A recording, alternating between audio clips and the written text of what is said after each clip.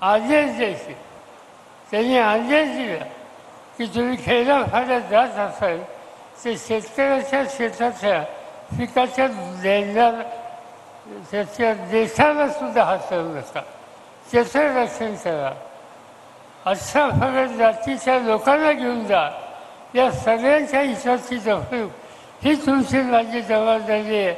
आणि हे खरं रयतेचं राज्य, हा आदेश, हा सल्ला, ही भूमिका घेणारे शिवछत्रपती आणि आज त्यांचा पुतळा उजाळत असतो, उद्ध्वस्त होतो आणि एक प्रकारचं चित्र समजून देशामध्ये वाईट होतं.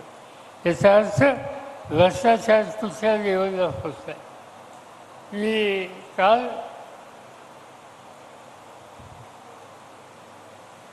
सातारला आलो आणि सातारला हेलिकॉप्टरने आलो आणि नंतर मला कराडला जाऊन इथे यायचं होतं. माझी एक सवय, वेळ असला तर मी शक्यतो गाडीही प्रवास करतो. का तर आजूबाजूचं फीक बघतायचं, रस्त्याचे लोक भेटतात, काही निवेदनं देतात, त्या निवेदनामध्ये त्यांचे काही प्रश्न असतात, लोकांशी बोलता येतं, एकंदर विकास कसा झाला बघता येतं, रस्ते कसे आहेत हे बघता येतं. आणि म्हणून मी ठरवलं की हेलिकॉप्टर माझ्याकडे होतं, पण मी सातारला हेलिकॉप्टर सोडलं.